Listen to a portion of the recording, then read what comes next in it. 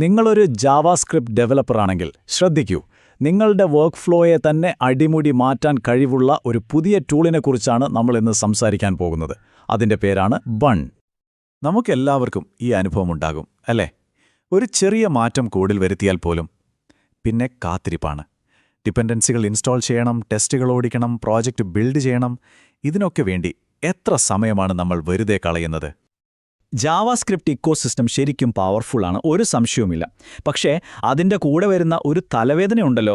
ഓരോരോ കാര്യത്തിനും ഓരോരോ ടൂള്, അവയുടെ എല്ലാം കോൺഫിഗറേഷനുകൾ, പിന്നെ മണിക്കൂറുകൾ നീളുന്ന ബിൽഡ് ടൈം.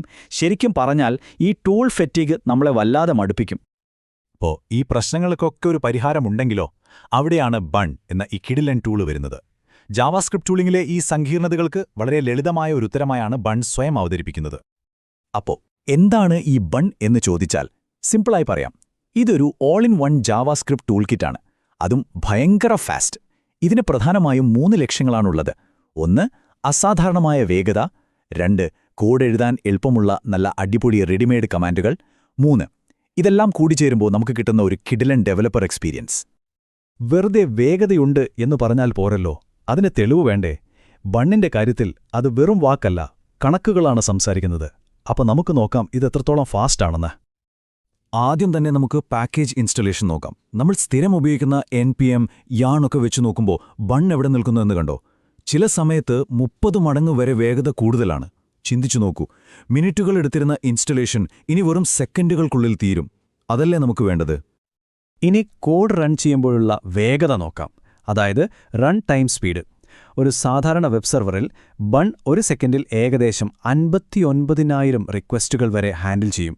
Node.js-ഉമായിട്ടൊന്ന് താരതമ്യം ചെയ്താൽ ഏകദേശം 3 ഇരട്ടി സ്പീഡ്. വെബ് സോക്കറ്റിന്റെ കാര്യത്തിലേക്ക് വന്നാൽ ആ വ്യത്യാസം അതിലും വലുതാണ്. ഈ ലൈവ് ചാറ്റ്, നോട്ടിഫിക്കേഷൻസ്, ഇതിനൊക്കെയാണ് നമ്മൾ വെബ് സോക്കറ്റ്സ് ഉപയോഗിക്കുന്നത്. ഇവിടെ ബൺ ഒരു സെക്കൻഡിൽ കൈകാര്യം ചെയ്യുന്നത് 25 ലക്ഷത്തിൽ കൂടുതൽ മെസ്സേജുകളാണ്. Node.js എവിടെ കിടക്കുന്നു, ബൺ എവിടെ കിടക്കുന്നു? ഡെവലപ്പർമാർക്ക് ഏറ്റവും പ്രധാനപ്പെട്ട ഒന്നാണ് ടെസ്റ്റിംഗ്. ബൺ ടെസ്റ്റ് ഉപയോഗിക്കുമ്പോൾ ജസ്റ്റ് പോലുള്ള പഴയ ടൂളുകളേക്കാൾ 18 മടങ്ങ് വരെ വേഗത്തിൽ ടെസ്റ്റുകൾ റണ്ണാവും. അതിന്റെ അർത്ഥം എന്താണെന്നോ? കോഡിലൊരു മാറ്റം വരുത്തിയാൽ റിസൾട്ട് അറിയാൻ ഇനി കാത്തിരിക്കേണ്ട, ഫീഡ്ബാക്ക് കിട്ടുന്നത് പടപട എന്നായിരിക്കും. അപ്പോൾ നമ്മൾ മനസ്സിലാക്കേണ്ട പ്രധാനപ്പെട്ട കാര്യം ഇതാണ്. ഇതൊരു ചെറിയ 10%, 20% ഉള്ളൊരു മെച്ചപ്പെടുത്തലല്ല. ജാവാസ്ക്രിപ്റ്റ് ടൂളിങ്ങിൻ്റെ പെർഫോമൻസിൽ ഒരു തലമുറയുടെ തന്നെ കുതിച്ചുചാട്ടമാണ് നമ്മളിവിടെ കാണുന്നത്. ഇതൊരു റിയൽ ഗെയിം ചേഞ്ചർ തന്നെയാണ്. ഈ അവിശ്വസനീയമായ വേഗതയുടെ പിന്നിലെ ഒരു പ്രധാന കാരണം ബണ്ണിന്റെ ആ ഒരു ഘടനയാണ്. അതാണ് നമ്മളെ ഇതിന്റെ അടുത്ത പ്രധാനപ്പെട്ട സവിശേഷതയിലേക്ക് കൊണ്ടുപോകുന്നത്: ലാളിത്യം അല്ലെങ്കിൽ സിംപ്ലിസിറ്റി. ഇതാണ് ബണ്ണിന്റെ മാജിക്. നിങ്ങൾ സാധാരണയായി ഉപയോഗിക്കുന്ന 4 അലകലക ടൂളുകൾക്ക് പകരം ബണ്ണ് മാത്രം മതി.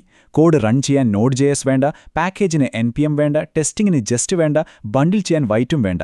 ഈ 4 പേരുടെയും ജോലി ബൺ ഒറ്റയ്ക്ക് ചെയ്യും. ഒന്ന് ചിന്തിച്ചു നോക്കൂ, നിങ്ങളുടെ പ്രൊജക്റ്റിൽ 4 സങ്കീർണമായ ഡിപെൻഡൻസികൾ, 4നും വെവ്വേറെ കോൺഫിഗറേഷൻ ഫയലുകൾ, അവയൊക്കെ അപ്ഡേറ്റ് ചെയ്യണം. ഇതിനെല്ലാം പകരം ഒരൊറ്റ ടൂള്. എത്ര സിമ്പിളാവും കാര്യങ്ങൾ, അല്ലേ? ബണ്ണ് എന്ന് പറഞ്ഞാൽ വെറും സ്പീഡും സിംപ്ലിസിറ്റിയും മാത്രമല്ല കേട്ടോ. ഒരു ആപ്ലിക്കേഷൻ ഉണ്ടാക്കാൻ വേണ്ട ഒരുപാട് ഫീച്ചറുകൾ ഇതിൽ ബിൽറ്റ് ഇൻ ആയിട്ട് തന്നെ വരുന്നുണ്ട്. ഈ ടേബിൾ നോക്കിയാൽ ആ വ്യത്യാസം ശരിക്കും മനസ്സിലാവും. ഉദാഹരണത്തിന് ടൈപ്പ് സ്ക്രിപ്റ്റ് ഉപയോഗിക്കണം. Node.jsൽ അതിന് കുറേ സെറ്റപ്പൊക്കെ വേണം. ബണ്ണിൽ അത് വെറുതെ അങ്ങ് വർക്കാവും. അതുപോലെ ഡാറ്റാബേസ് കണക്ട് ചെയ്യാനും വെബ് സോക്കറ്റ് സെർവർ ഉണ്ടാക്കാനും ഒന്നും വേറെ ലൈബ്രറി തപ്പിപ്പോണ്ട. ഇതൊക്കെയാണ് ബണ്ണിൽ റെഡിമെയ്ഡായി കിട്ടുന്ന ചില APIകൾ. ഡേറ്റാബേസുമായി സംസാരിക്കാൻ bun.sql, സെർവർ ഉണ്ടാക്കാൻ bun.serve, പാസ്വേഡ് ഹാഷ് ചെയ്യാൻ bun.password. അങ്ങനെ പോകും ലിസ്റ്റ്. ഇതിനർത്ഥമെന്താ? പുറത്തുനിന്ന് ലൈബ്രറികൾ തപ്പുന്ന സമയം ലാഭിച്ച് നമുക്ക് നമ്മുടെ കോഡിൽ ശ്രദ്ധിക്കാം. അപ്പോൾ നിങ്ങൾക്കൊരു സംശയമുണ്ടാകും, ഇതൊക്കെ കൊള്ളാം, പക്ഷേ ഇതൊക്കെ ആരെങ്കിലും ശരിക്കും ഉപയോഗിക്കുന്നുണ്ടോ? ഉണ്ട്. ടെക് ലോകത്തെ ചില വമ്പന്മാർ തന്നെ ബൺ ഉപയോഗിക്കാൻ തുടങ്ങിയിട്ടുണ്ട്.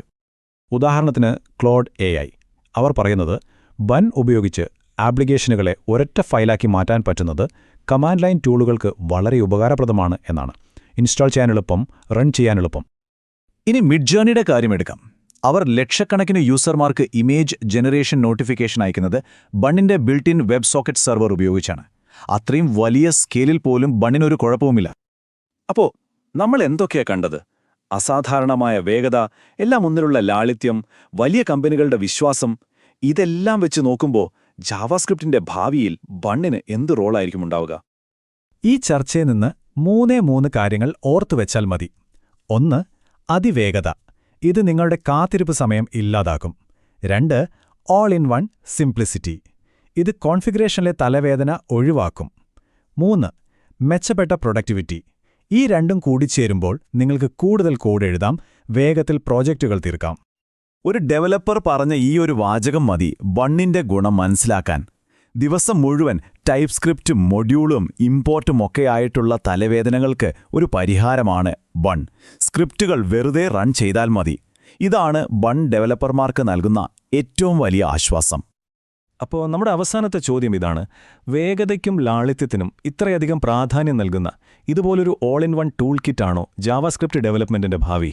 എന്തായാലും ജാവാസ്ക്രിപ്റ്റ് ലോകത്ത് കാര്യങ്ങൾ മാറാൻ പോകുകയാണെന്ന് ഉറപ്പാണ്.